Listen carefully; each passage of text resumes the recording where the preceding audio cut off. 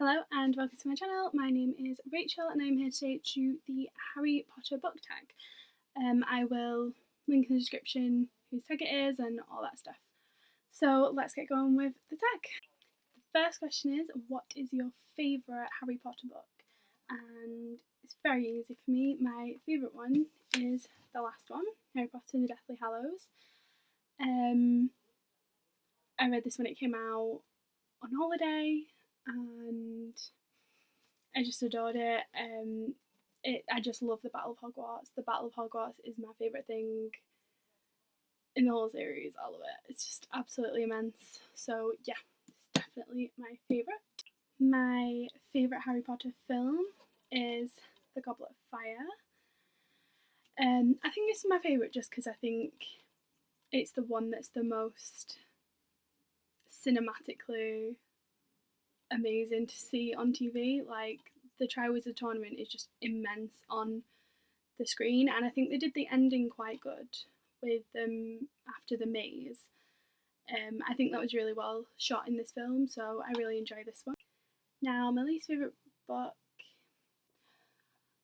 unless we're going to count this one, which I'm not going to do, I would say my least favourite has to be The Chamber of Secrets. But it's not that it's a bad book or that I didn't like it, it's just that I am absolutely terrified of snakes, and this had a massive snake in it and it terrified me. I hated it. So yeah, this is my least favourite book. My least favourite film was Harry Potter and the Deathly Hallows Part 2. As I said, The Deathly Hallows is my favourite book, and it's because of the Battle of Hogwarts, and I just thought the Battle of Hogwarts was absolutely atrocious in this film. It just absolutely did not compare to the real one. I could see it in my mind, like when they come out of the forest and Hagrid's holding Harry and Neville gets a sword out of the hat and everyone in Hogwarts is watching and every Death Eater is watching as Neville has his moment. And like, I could picture it so clearly in my mind, and it just was not like that in this. Not everyone saw Neville be amazing, and that pissed me off. And I didn't like how Ron and Hermione got together, because I liked that they got together because of house elves, and obviously house elves isn't in any of the films, so that kind of ruined it a bit. And I hated that you didn't see the house elves come out to fight for the Hogwarts. Peeves wasn't, I know Peeves is never in any of them, but like, I feel like I loved watching him in the Battle of Hogwarts. And I loved the end of the book when they're in like the Great Hall and Voldemort and Harry are fighting and everyone is in a big circle and everyone's watching, and in this it was just some rubbish thing on a bridge. I really don't like this movie. I think I would like it if I didn't like the book so much, but I love the book and I just think this was not good enough at all. Okay, so the next one is parts of the book or film that made you cry. So I'm a crier anyway, so we're not going to go for the obvious cries because that would be everything. Except from Cedric. Didn't cry at Cedric, didn't like him. I remember going to the toilets after it finished and loads of girls in the cinema crying their eyes out, and I was literally just washing my hands, like, didn't give a shit, didn't like him. So yeah, I didn't cry at that. So going through, I think it's 3 of the books that made me cry, like proper cry. First one was Prisoner of Azkaban. This made me cry just when he realises that it wasn't his dad who saved him, and I just think it's really sad. And I just remember it really upsetting me. Obviously, the big death made me cry. But I think the main things about it that made me cry was watching Dumbledore, obviously. Spoilers, by the way. Obviously, watching Dumbledore, his mind start to disintegrate a little bit when he's taking the potion with the Inferi. That was really hard, and when he's begging him to stop, and that actually always makes me cry in the films because I think he got it absolutely spot on, the actor. Like, you feel so sorry for him. And I think I cried when he realises that the locket they've just done all this for isn't even the real locket. That's horrifying. And then I cried when they got back and you're like, oh my god, they're safe. Dumbledore's safe. Everything's going to be absolutely fine. And it's like, oh no, it's not. These dickheads are on the tower. Like, oh my god, that was horrible. That was really, really horrible. Obviously, we're going to go through a few cries now. I can't think of how many things made me cry.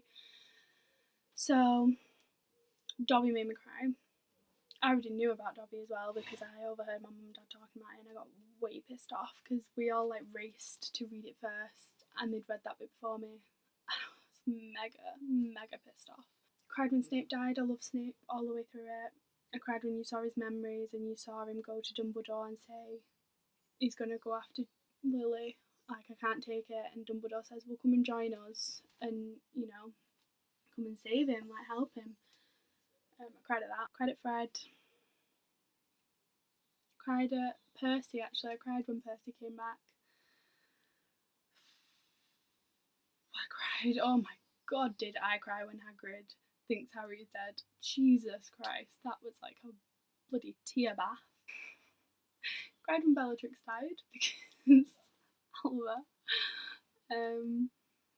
But the main thing, the biggest cry I've ever had at Harry Potter, and always makes me cry when I read it in the book, never makes me cry in the film because I don't think they shot it well enough. The thing that makes me cry in this is when he's walking to the forest and he realises about the snitch and he puts it in his mouth and gets the resurrection stone, and all his family come out. And I think it's a really nice moment and it's really tender. But then there's just this moment where he's like, he's alone with his family, he's never got to be a child with them, and he just reverts back to the most childish question of like, does it hurt to die? And oh my god, when he asked that, I was literally in floods of tears. And every time I read it, just crying everywhere. It really gets to me. I don't know why. It's not even a death. But yeah, that is just, oh my god, can't not cry at that. Next question is, if you could hook up with any of the characters, who would it be? I think Sirius was pretty hot in that like dogged, unwashed way. Bellatrix, hella crush on bitches. Maybe Emma Watson in the last film, when they were like on the road and her and Harry dance in the tent. She looks pretty hot in that. Yeah, I'd say them three basically. Next question is, who is your favourite character? I have a few. I love Bellatrix, obviously, because she's a bitch. I love Harry because I just think he's a good character. Like, he's not just good, like, he's like hella jealous. Like, I've been rereading The Order of the Phoenix, and like, Harry is hella jealous in this, and just a moody git for most of the book. And I just think it's very like true to how people would be. I love Hermione. I think she's brilliant. She's such a good character. Love McGonagall. I even love Umbridge in a like, she's so good to hate. Like, I just love hating her. Snape. I love Snape just for his backstory.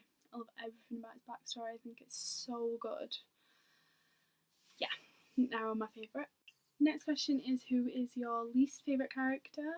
I can't really think of any main characters that I didn't like. I didn't like Cedric. I didn't like Cho Chang. What is your least favourite line? Least favourite line would probably be I must not tell lies.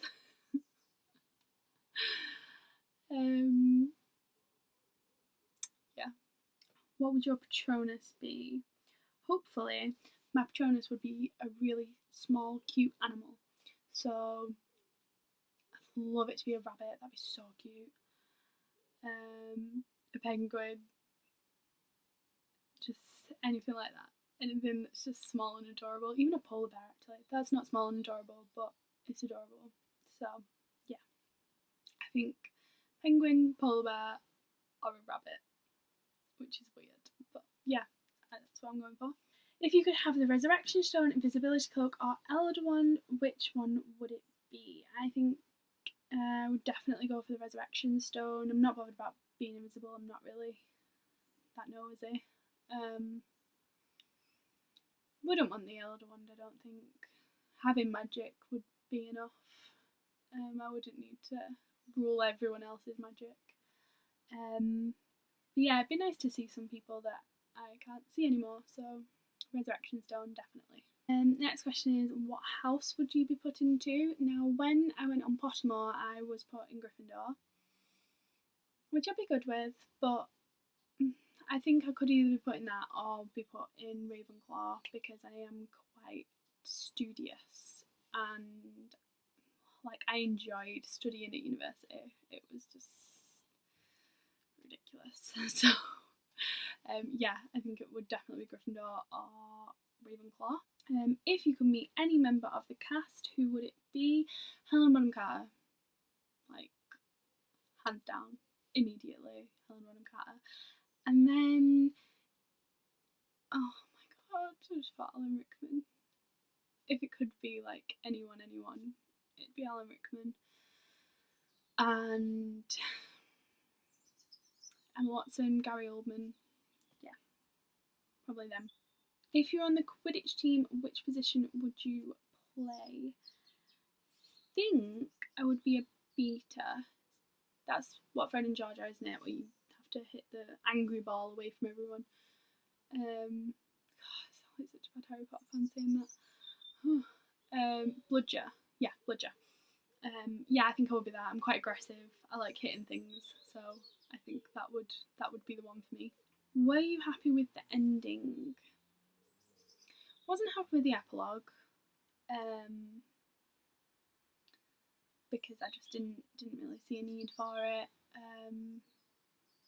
And the only thing that I could really get it for is so that no one could ask her to do any spin-offs afterwards.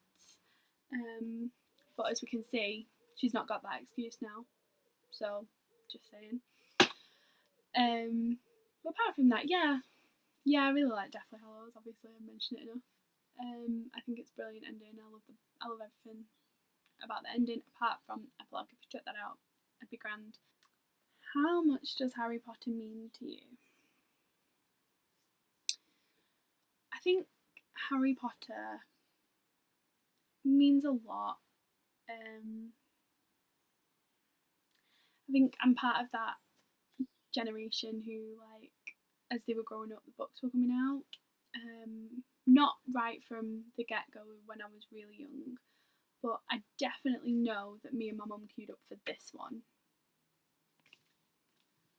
So this one was 2003.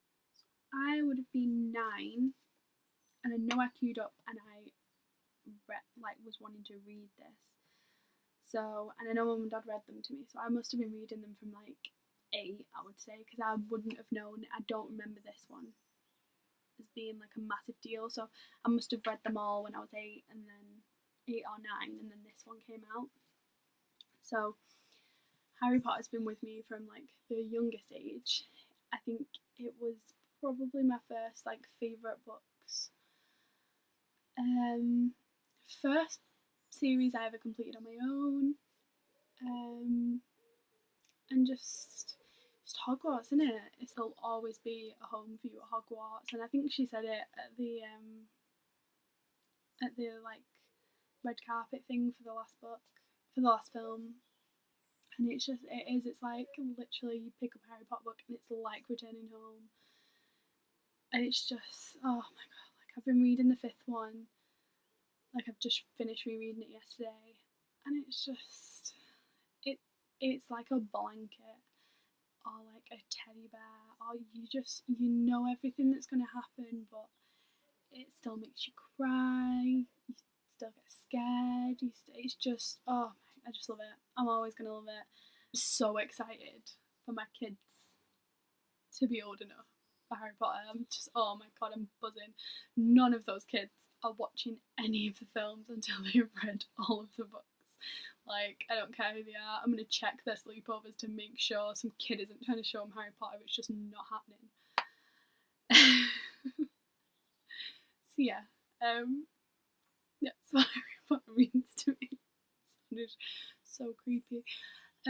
Yeah, thank you for watching, and I will see you next time. Bye.